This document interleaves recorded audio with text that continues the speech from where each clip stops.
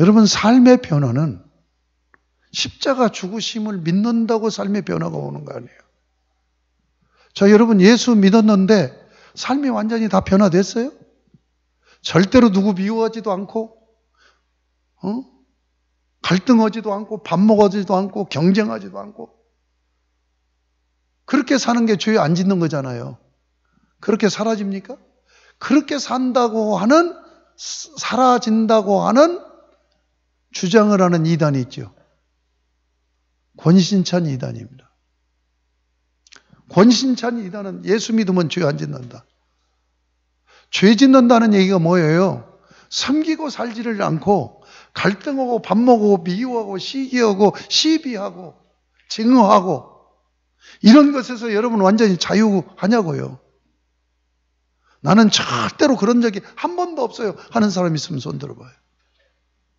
아니에요. 그건 삶이니까 훈련을 해야 돼요. 아시겠습니까? 훈련을 해야 되는 매뉴얼이 성경에 꽉 차 있어요. 그걸 앞으로 저하고 공부해 나갈 거예요. 그래서 여러분의 삶을 변화시키는 신앙 훈련을 해야 돼요. 여러분, 예수 믿고 구원받은 여러분을 그냥 놔두지 않고 왜 교회 공동체로 모았습니까? 교회 공동체로 모은 건 다른 게 아니에요.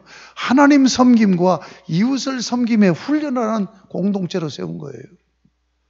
그냥 교회에 나와서 은혜 받아야 되겠다고 하는 게 얼마나 세속화된 표현인 줄 압니까? 아닙니다. 하나님이 은혜를 주신 건 틀림이 없어요. 그 은혜로 사라지는 거죠. 그런데 그 은혜를 뭐 하는 거예요? 그 은혜를 복받는 것으로 기복으로 연결하는 게 아니에요. 은혜 받아서 내 삶의 훈련이 되어져서 인격이 성숙되고 삶이 변화되는 현장에 여러분이 서 있어야 돼요. 그 주인공으로 서 있어야 돼요. 그걸 위해서 교회를 세웠다는 것을 잊지 마시기 바랍니다. 아멘? 교회 와서 주일날 예배만 드린다고 신앙생활하는 게 아니에요. 이제 그것이 이제 우리 1학기 2부 신해산 언약에서 구체적으로 그게 다뤄져요. 자, 그러면 하나가 남았어요. 꼭 잊지 마세요. 하나님은 신분과 삶을 정해주셨단 말이에요. 그렇게 하기로 언약을 맺었어요.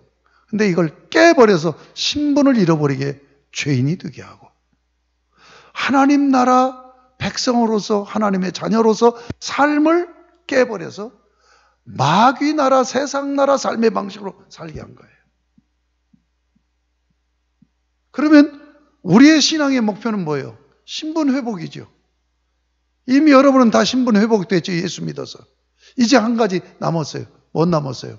삶의 변화죠. 이 삶의 변화를 성화 구원이라고 얘기해요.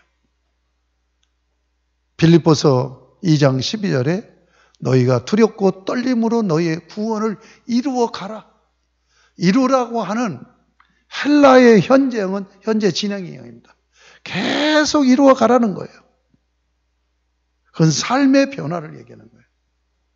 그러니까 여러분이 교회 생활은 어떻게 하는 거냐? 나를 구원하셔서 죄 사함 받고 하나님의 자녀가 되게 하신 예수 그리스도의 십자가 구속의 은혜를 찬양하는 거예요. 아시겠습니까? 찬양하는 거예요. 그 다음에는 뭐예요? 예수님의 삶의 방식을 3년 공생의 삶에서 보여주신 삶의 방식을 모방하면서 살아가는 삶의 변화를 계속 이루어서 성화 구원을 이루어가야 돼요. 이것이 여러분의 신앙생활의 방식이고 목표인 거예요. 그래서 여러분이 뭐예요? 성숙한 그리스도인으로 살아야 돼요. 여러분, 구원론적으로 얘기하면, 자, 아까 내가 기독론적으로 우리의 신분 회복이 십자가 죽으심이라고 그랬죠. 구원론적으로는 칭의 선언받은 거예요. 칭의. 의롭다 하고, 예수 믿어서 의롭다 하고. 그리고 기독론적으로 우리의 삶을 예수님이 공생의 삶에서 보여주신 것을 적용하는 것이 구원론적으로 성화예요. 구원론의 핵심은 칭의와 성화입니다. 지금 우리 한국교회가 이렇게 무너지는 것은 뭐냐? 성화가 안 돼서 그래요. 성화에 대해서 생각을 않고 고민을 안 해요. 그러니까 모든 교회가 삶의 교회가 아니라 찬미형 교회로 남아요. 예수 십자가 구속만 찬양하고 말아. 이것이 우리 한국 교회만의 문제가 아니에요. 저는 찬송가에서도 그것을 여실히 찾아요. 삶의 은혜를 구하는 찬송가가 별로 없다는 거예요. 전부 구속의 은혜만 찬양하는 거예요. 여러분 변화되어야 됩니다. 변화되지 않으면 그 결과가 어떻게 오는 줄 압니까? 외식을 합니다. 변화되지 않으면 외식이에요. 둘 중에 하나예요. 내가 변화돼서 신앙이 자라서 성숙이 되느냐, 아니면 성숙은 안 되고 쩍쩍하는 외식하는 교인이 되느냐. 겉은 신앙생활 잘하는 것 같은데 속은 텅 비어있는 그런 신앙생활을 하게 된단 말이에요. 자, 그런데 이제 제가 결론이 이게 핵심이에요. 여러분, 왜 예수 믿는데도 삶이 잘 변화가 안 되는 줄 압니까? 내가 의지가 박약해서? 내가 기도를 안 해서? 내가 성령님을 의존 안 해서? 예, 그것들이 다 성화를 가로막는 요소인 것은 틀림이 없습니다. 그러나 그보다도 더 본질적인 요인이 이 창세기 3장에서 나와요. 이게 뭐냐? 마귀는 전술적으로 우리로 하여금 삶의 변화를 못 이루도록 덫을 씌워놓은 게 있어요. 이걸 제가 이름하여 악순환의 사슬이다라고 했기. 악순환의 사슬. 자, 아까 제가 1절에서 7절까지 전략만 얘기했어요. 마귀의 전략과 전술을 얘기해서 전략은 접근해오는 방식, 그리고 공격하는 입체적인 공격, 그리고 공격하는 목적까지 이건 전략이에요. 전술이 있어요. 오늘 이것이 사실은 창세기에서 가장 중요한 핵심이에요. 이 문제를 풀어가는 것이 성경 이야기고 이 문제를 풀어가야 여러분의 삶의 변화가 일어나요. 악순환의 사슬이 뭐냐? 전술이 왜곡시킨 거예요. 따라합시다. 왜곡. 두 가지를 왜곡시켜요. 하나는 감정을 왜곡시켜요. 또 하나는 소원을 왜곡시켜요. 마귀의 전술이 왜곡을 시킨 겁니다. 여러분, 이단에 빠지는 이유가 뭐예요? 진리를 왜곡해서 빠지는 거예요.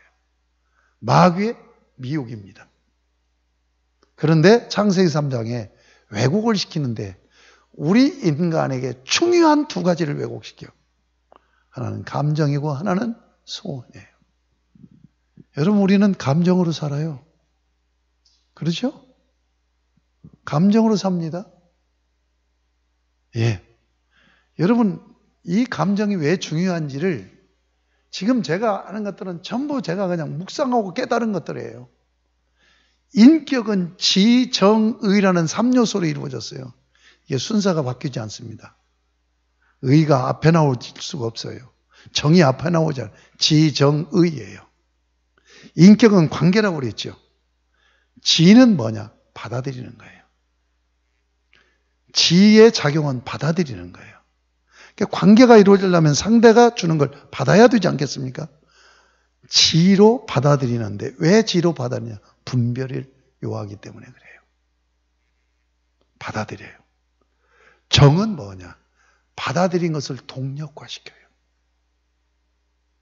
동력화가 되져야 의지적인 작용이 돼요. 받아들여서 동력화시켜서 보내고 서로 마주보고 그래야 주고받는 관계가 이루어지지 않겠습니까? 받아들여서 동력화시키고 주고. 그러므로 제가 상담학을 공부했잖아요. 대학원에서. 그러니까 상담학은 마음 치유 사역하는 학문이에요. 마음 치유가 뭐냐? 감정 치유예요. 무슨 감정? 상한 감정 치유예요. 아시겠습니까? 감정이 그렇게 중요한 거야. 그래서 내가 이제 만드는 용어예요. 감정은 증폭의 원리가 있다. 동력화시키는데 증폭을 시키는 거야. 그래서 우리 김승 집사님이 나한테 무슨 얘기를, 이 양반이 말을 잘 안 하는 분이니까 말을 안고 있지만 굉장히 나를 좋아하고 진짜 그러거든요. 나를 굉장히 존중하고 우리 목사님 막 굉장히 대단하다고 그래요. 그러니까 그것을 내가 지혜로 받아들이는 거예요. 받아들이는데 좋은 지금 것을 주었잖아요, 나한테. 이것이 내 마음에 올 때 이 감정으로 증폭이 되는 거야. 증폭이 되면 내가 그 행동은 못했지만 선물도 사줄 수 있고 그럴 수 있잖아요. 그런데 반대로 이제 예를 들어요. 김순웅 집사님이 아주 나만 보면 인상을 찌푸리고 담임 목사인데도 얼굴 피하고 다니고 맨 앞자리에 앉아서 주일날 2부 3부 예배 2번 예배를 드리거든. 설교 2번 들으려고. 그런 분이 2층에 올라가서 맨 뒤에 앉아있고. 그러면 이제 이게 부정적인 감정이죠. 이게 들어오면 이 부정적인 감정이 증폭이 된단 말이에요. 그러면 뭐예요? 꼴도 보기 싫은 거예요. 뭔 말인지 아시겠죠? 감정에 의해서 결정이 된단 말이에요. 그래서 오는 말이 고와야 가는 말이 곱다. 가는 방망이 오는 홍두깨, 이 얘기들이 다 그 얘기예요. 감정의 증폭이 돼지는 거예요. 그러면 범죄하기 전에는 어떤 감정이에요? 선한 감정, 착한 감정, 사랑의 감정이죠. 그렇죠? 그러니까 이것이 증폭되니까 뭐가 돼요? 관계가 행복한 관계가 되는 거예요. 아시겠어요? 그래서 에덴이 되는 거예요. 에덴이 뭐예요? 극락이라는 말이에요. 기쁨의 극치라는 얘기예요. 기쁨의 극치가 어떻게 이루어져요? 인격적인 관계를 통해서 이루어지는 거예요. 그러니까 선한 감정, 착한 감정, 좋은 감정, 사랑스러운 감정으로 서로 주고받으니까 서로 감정이 증폭돼 갖고 너무너무 좋아서 행복해하는 거예요. 그런데 마귀가 이 감정을 부정적인 감정으로 왜곡시켜버리고 인지까지도 오염시켜버린 거예요. 그래서 칼빈이 얘기한 대로 전적인 타락, 전인의 타락, 지성, 감성, 의지 세 가지가 다 타락을 했다. 지성이 타락하는 것이 뭐냐? 인지 기능의 왜곡입니다. 제가 상담학을 공부해 보니까 이 상처 입은 사람들 치료 방법이 5가지예요. 첫 번째가 인지치료예요. 마지막에 행동치료입니다. 근데 인지치료를 가장 중요하게 얘기해요. 인지치료가 뭐냐? 부정적으로 받아들이지 않고 긍정적으로 받아들이는 거예요. 여러분, 상대가 부정적으로 주어서도 문제가 있지만 거의 많은 경우 상대는 그러지 않은데 내가 부정적인 감정으로 받아들여서 문제가 되는 경우가 훨씬 많습니다. 왜 그러느냐? 부정적인 감정으로 받으니 상처가 있기 때문에 그래요. 죄를 짓기 전에는 상처가 없잖아요. 지위가 타락이 안 됐어요. 오염이 안 됐어요. 그러니까 선한 것, 좋은 것, 아름다운 것, 사랑스러운 것을 서로 주고 받을 때도 긍정적으로만 받는 거야. 그런데 마귀가 아니지 뭐예요? 부정적으로 주게 만들고 부정적으로 받아들이게 만들고 그래서 부정적으로 증폭시켜갖고 부정적인 것으로 강하게 주게 만들고 주고받게 만들고 이것으로 인해서 갈등과 반목이 생기는 거예요. 안 그렇습니까? 여러분 기분 나쁘면 교회도 안 나와버리잖아요. 그죠? 사람은 감정으로 살아요. 어떤 사람은 솔직하다는 표현으로 그래요. 나는 내 감정에 충실합니다. 그 사람이 어떤 사람이에요? 가장 미숙한 사람이죠. 타락한 우리는 예수 그리스도의 십자가 구속으로 은혜를 받고 하나님의 은혜와 성령의 도우심으로 감정을 조절해야 돼요. 성숙한 사람은 감정을 관리하고 조절하고 다스리는 사람이고, 미숙한 사람은 감정대로 행동해. 기분 나쁘면 그냥 기분 나쁘다고 막 얘기해버리고, 좋으면 좋다고 또 깔깔대고. 여러분, 우리 한국 선조들이 얼마나 지혜로운 줄 알아요? 감정 처리하는 법을 이렇게 합니다. 한번 따라해 봅시다. 자, 희노애락이라는 감정. 이것은 서양에서 나누는 감정이에요. 동양에서는 희노애에다가 증하고 애를 분리합니다. 희노애 증락 5가지를 얘기하는데 그냥 희노애락만 얘기하십니다. 희노애락. 웃어버려. 즐거움이 있을 때 웃어버리라는 거예요. 그 감정. 분노가 일어날 때 욕해버려. 그렇다고 얼굴에다 대고 욕하면 안 됩니다. 없는 데 가서 혼자 욕하는 거야. 울어버려. 슬픔이 있을 때 울어버려. 여러분, 좋은 감정까지도 우리 선조들은 버리라고 하는 거예요. 그래서 감정을 조절하고 관리했던 거예요. 아시겠습니까? 희노애, 웃어버려, 욕해버려, 울어버려. 락은 뭐냐? 우리 공동체를 행복하게 만드는 거야. 이게 락은 뭐냐? 춤춰봐. 3가지는 다 버려. 그리고 락은 함께 즐겁게 춤춰봐. 이게 우리 선조들의 지혜라니까요. 감정입니다. 그 감정을 왜곡시켜버린 거예요. 그 다음에 또 하나 왜곡시킨 게 소원 왜곡시킨 거예요. 여러분, 우리는 소원으로 삽니다. 내가 바라는 소원을 이루기 위해서 한 생을 뼈 빠지게 고생을 하는 거야. 그렇죠? 소원이잖아요, 소원. 소원 성취하는 거잖아요. 여러분, 우리는 소원을 가져야 삶이 이루어져요. 왜 그런 줄 압니까? 모든 피조 세계의 기본 원리가 뭐냐? 에너지 이동 원리예요. 물리학적으로 얘기하면. 연력학 제1법칙, 제2법칙으로 이 피조 세계를 설명을 해요. 에너지가 이동이 돼야 움직여지는 거예요. 우리의 삶. 그래서 성경에서도 뭐예요? 열심히 특심하오니 열심을 품고 주를 섬겨라. 그 다음에 열정, 패션이란 말이 나와요. 그 열정, 그 에너지가 분출이 되는 근원이 뭐냐? 소원이란 말이에요.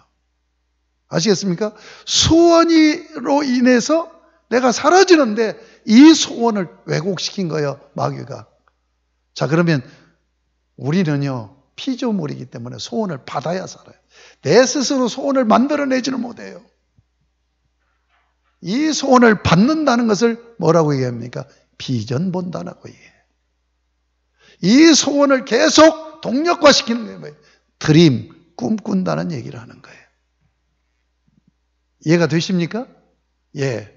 그러면 하나님의 형상으로 하나님을 의존하는 피조물로 하나님을 마주보는 형상으로 지은 이유가 뭔 줄 압니까? 하나님의 뜻을 소원으로 받고 사는 존재로 지어놓은 거예요. 그것이 빌립보서 2장 13절이에요. 시간이 없기 때문에 가서 찾아보세요.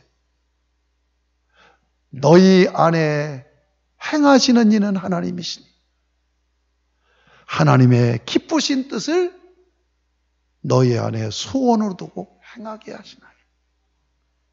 하나님이 자기의 뜻을 우리의 소원으로 주시는 거예요. 그 소원을 받아서 열정이 생겨서 사는 거예요. 그러면 하나님의 뜻이 뭡니까? 하나님 말씀이죠. 하나님 말씀을 열심히 읽고 묵상해 보세요. 그러면은 내 마음에 거룩한 소원이 생기죠. 하나님께 가까이 가고 싶은 소원이 생기고, 그래 사명 감당해서 주의 나를 세워야 되겠다는 이 소원이 생긴단 말이에요. 이 소원을 못 받게 하기 위해서 감정을 왜곡시킨 거예요. 아시겠습니까? 하나님에 대해서 그렇게 좋은 감정이었는데 감정을 왜곡시켜서 만지지도 말라. 그래서 하나님이 너무너무 서운한 거야. 여러분, 감정의 스펙트럼은 섭섭함에 시작해서 분노로 끝나요. 재밌는 건 창세기 3장은 섭섭함의 감정이 노출되고 4장은 그 감정의 끝, 분노의 감정으로 살인사건이 터져요. 아시겠습니까? 왜 섭섭하게 감정을 왜곡시켜요? 하나님에게 멀어져 버리게 하려고. 등 돌리게 하려고. 왜 등 돌리게 해요? 하나님으로부터 소원을 못 받아들이게 하려고. 그러면 우리 인간은 자기가 소원을 못 만들으니까 받아야 된다고 그랬죠. 받을 곳을 찾아야 되지 않겠습니까? 하나님에게서 하나님의 거룩한 뜻을 소원으로 받지 못하게 하고 등을 돌려서 선악과를 바라보게. 이게 뭐라고 해서 세상이라고 그랬죠. 세상을 통해서 왜곡된 소원을 받는 거예요. 이게 뭡니까? 욕심입니다. 아시겠습니까? 이게 전술이에요. 마귀의 전술이에요. 그러니까 감정을 왜곡시키고 소원을 왜곡시켜서 하나님의 뜻이 아니라 세상을 통해서 욕심을 가지고 살게 만든다. 이 두 가지가 결합되면 어떻게 되겠어요? 하나님 나라 삶이 이루어지겠어요? 절대로 안 되죠. 이 두 가지가 결합되면 관계는, 사랑의 관계는 끝나버리는 겁니다. 관계는 두 가지 관계밖에 없어요. 사랑의 관계와 이해관계입니다. 그래서 모든 인간이 하나님께서는 처음에 타락하기 전엔 사랑의 관계로 가져야 섬김이 이루어지잖아요. 그런데 그것을 깨버리고 이해관계에 빠져버리게 한 거야. 이해관계. 그러니까 경쟁하고 시기하고 시비하고 싸우고 밥 먹고 갈등하고 그래서 하나님 나라 못 가고 세상 나라로 가게 만드는 거예요. 이게 무서운 겁니다. 이 원리를 바로 알아야 돼요. 자, 아담과 하와만 왜곡시킨 게 아니에요. 이 두 가지 왜곡된 것에 붙들려서 주님 오실 때까지 인간이 살게 한 거예요. 이게 악순환의 사슬이에요.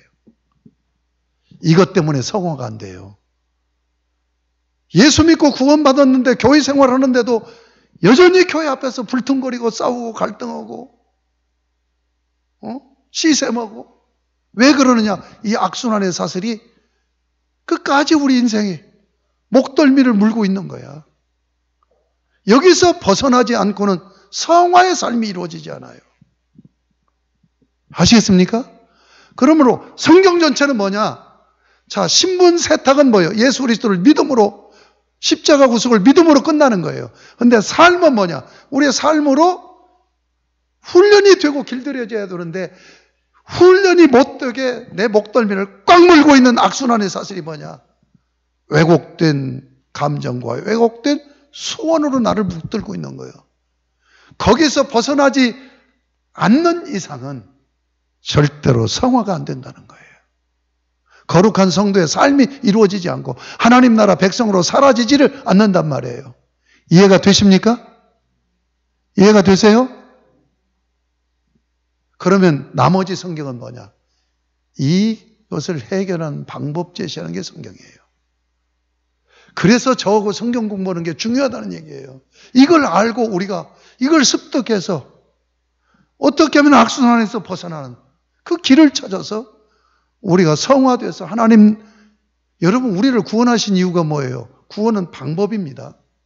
창조도 방법이에요. 목적은 뭐예요? 하나님 나라 건설이에요.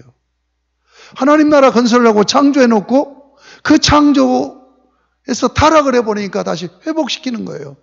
그러니까 하나님의 형상으로 회복만 시켜서 하나님의 자녀로 만들어 놓는다고 하나님 나라가 되는 게 아니에요. 그 하나님의 자녀가 하나님의 자녀답게 하나님의 나라, 문화를 이루어가야 하나님 나라가 건설되는 거예요. 성경은 이것을 다루고 있다는 얘기예요. 이 부분을 저하고 앞으로 계속해서 공부해 나가게 될 것입니다. 3장이 중요하죠? 제가 지금까지 긴 시간 강의를 했지만 가장 중요한 핵심은 뭐냐? 우리의 삶을 변화시키지 못하게 하는, 예수를 믿었는데도 변화가 안 되게 하는 이것이 뭐냐? 왜곡된 감정과 왜곡된 소원인 악순환의 사슬에 묶여 있기 때문에 그렇다. 이거 벗어나지 못하면 목사도 목회를 하는데도 삶은 변화가 안 돼. 장로도 마찬가지고 전도자가 생명하고 우리 여기 3명 매일 나와서 전도하는 이 전도자들 이렇게 그냥 전도를 하다가 보니까 얼굴이 그냥 그냥 그 새카만 것이 정당해가고 깨군보가 돼갖고 파운데이션을 아무리 짙게 발라도 지워지지 않을 정도로 그렇게 헌신을 해도 이 악순환의 사슬에서 벗어나지 못하면 여전히 불평이 나오고 여전히 갈등이 나오고 여전히 무슨 얘기인지 아셨지요? 확실히 아셨습니까?